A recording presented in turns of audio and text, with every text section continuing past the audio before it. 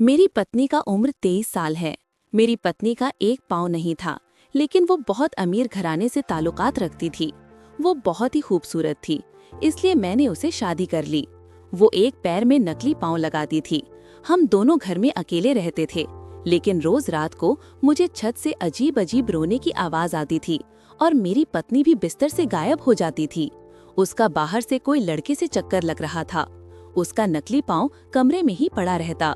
एक दिन मैंने छत पर जाकर देखा तो मेरा तो जमीन से पाँव खिसक गए, तो जैसे जान ही निकल गई, क्योंकि वहाँ मेरी पत्नी ने एक बहुत बड़ा, मेरी शादी की उम्र हो चुकी थी।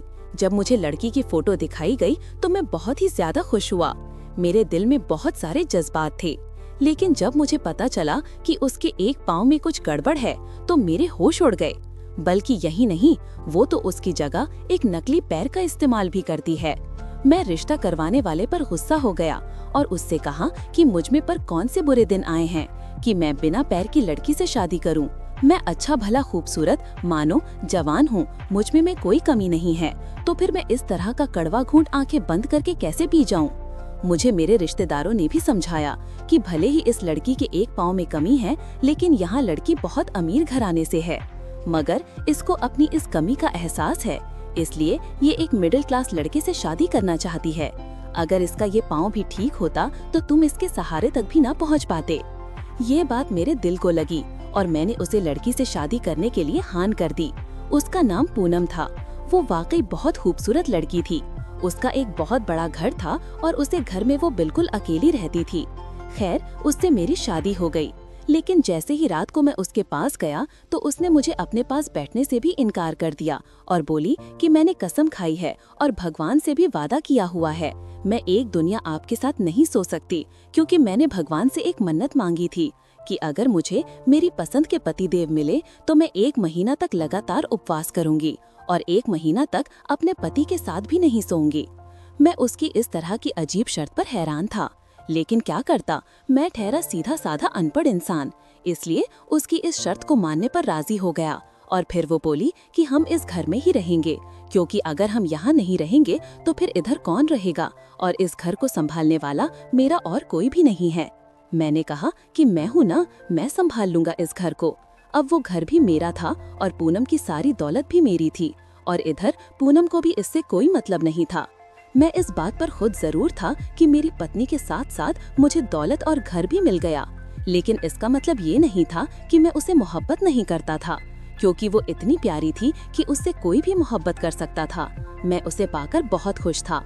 खैर, वक्त गुजरने लगा, लेकिन कुछ दिन बाद ही उसे घर में एक अजीब सी हरकत होने लगी, जिसके बारे में मुझे अंदाजा बिल्कुल भी नहीं था, और ये कोई छोटी बात नहीं थी। मुझे रात को अपने कमरे की छत पर से अजीब तरह की आवाज आती, जैसे वहाँ पर कोई है।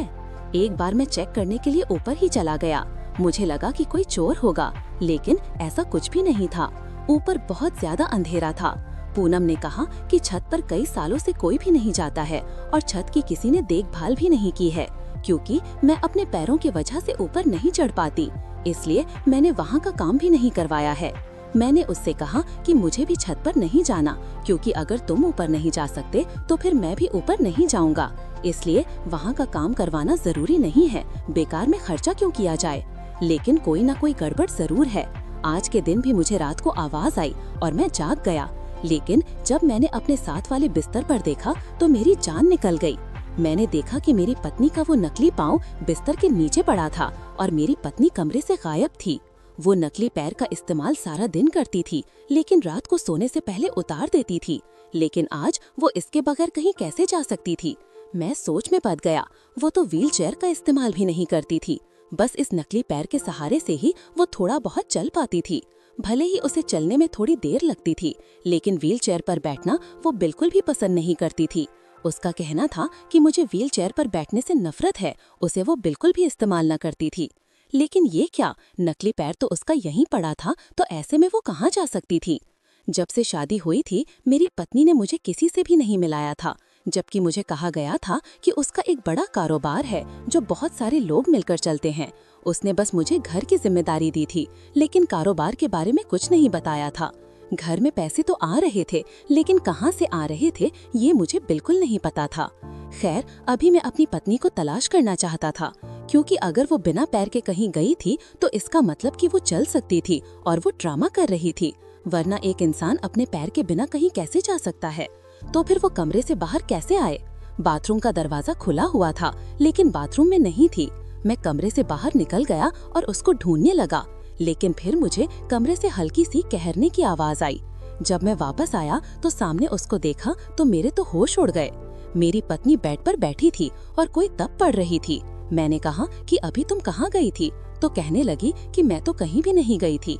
मैंने कहा कि मजाक मत करो, मैं अभी बिस्तर से तुम्हें ही तो तलाश करने के लिए उठा था। उसने कहा कि तुम्हें आज हो क्या गया है? मुझे लगता है कि तुमने ध्यान से नहीं देखा होगा।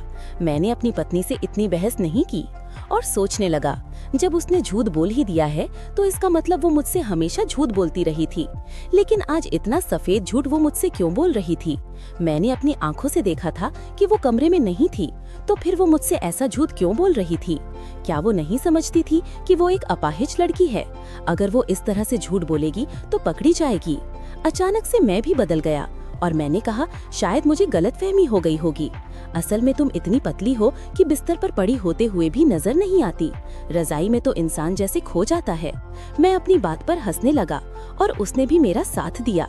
इसके बाद मैं सो गया, लेकिन मैं सोया नहीं था। असल में मुझे नींद नहीं आ रही थी।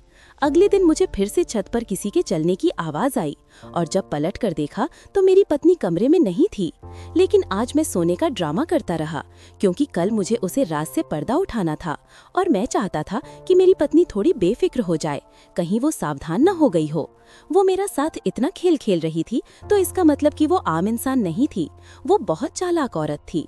आज फिर छत से आवाज आई और मैंने फिर से पलट कर देखा तो वो आज भी बिस्तर पर नहीं थी और उसका नकली पैर भी वहीं बिस्तर पर ही पड़ा था, जिसे आज भी वो कपड़े से ढक कर गई थी। लेकिन आज मैं हाथ में टॉर्च लेकर छत की तरफ चल पड़ा। मेरी पत्नी ने तो कहा था कि छत पर बहुत सालों से कोई नहीं गया और वहाँ पर बहुत गंदगी है, लेकिन ऐसा कुछ भी नहीं था। मैंने दरवाजा बहुत ही आहिस्ते से खोला और देखा तो महसूस हुआ कि जैसे रोज यहाँ कोई आता जाता है और मेरी पत्नी के साथ रात गुजारता है और उसको साफ भी किया जाता है। जाहिर है, जब वो मुझसे इतना झूठ बोल रही थी तो एक और झूठ भी बोल सकती थी।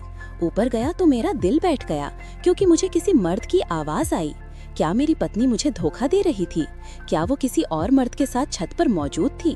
कितने दिनों से पीठ पीछे धोखा दे रही थी और मुझे इतना बड़ा धोखा देकर मेरे साथ बेवफाई कर रही थी। लेकिन क्यों? मैंने तो उसमें कमी होने के बावजूद भी उससे शादी की। इसमें मेरी क्या गलती थी?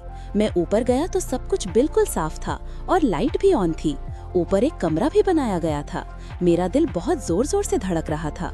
मैं ऐसा मंजर नहीं देखना चाहता था कि जिसको मैं कभी भुला न सकूं। लेकिन मैंने जैसे ही दरवाजा खटखटाया तो सामने एक ऐसा ही मंजर मेरा इंतजार कर रहा था। उसे कमरे में एक आदमी बैठा जो कंप्यूटर पर काम कर रहा था और मेरी पत्नी उसके पास बैठी थी। मेरी पत्नी का पैर सही सलामत था, उसका पैर बिल्कुल ठीक था। वो दोनों मुझे देखकर हैरान हो गए और मैं वहाँ से वापस जाने लगा।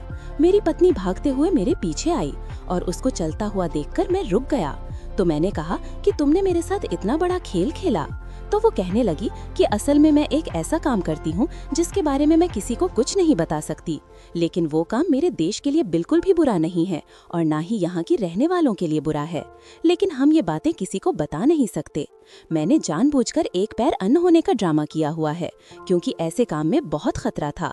किसी को मुझसे शादी करने की इजाजत नहीं थी। मैंने कॉन्ट्रैक्ट साइन किया हुआ था, लेकिन अपने दिल के हाथों मजबूर होकर अपनी ख्वाहिश को पूरा करने के लिए मैंने तुमसे शादी कर ली। पर मैं तुम्हें भी इस राज से दूर रखना चाहती थी, क्योंकि ये काम बहुत ही खतरनाक है और अगर लोगों को ये पता चल गया कि मेरी कोई कमजोरी है तो वो मेरी कमजोरी का फायदा उठाएंगे। इसके बाद मुझे मेरी पत्नी ने सारी बात समझा दी और सच में मुझे अपनी पत्नी पर भरोसा था। उसका झूठ बोलना उसकी मजबूरी थी। वो एक गवर्नमेंट जासूस थी। लेकिन जब मैंने उसको उसके कदमों पर खड़ा देखा तो मुझे बहुत खुशी हुई।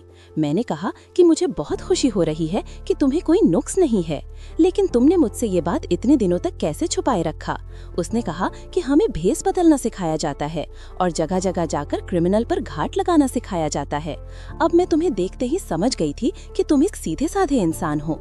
अगर मैं तुम्हें भी बेवकूफ नहीं बना सकती तो मैं उसकी इस बात पर हंसने लगा और मैंने कहा कि इस बेवकूफ को कहीं छोड़ तो नहीं दोगी ना? तो कहने लगे कि नहीं, बिल्कुल भी नहीं, लेकिन हमारी जिंदगी आम लोगों से थोड़ी अलग होगी।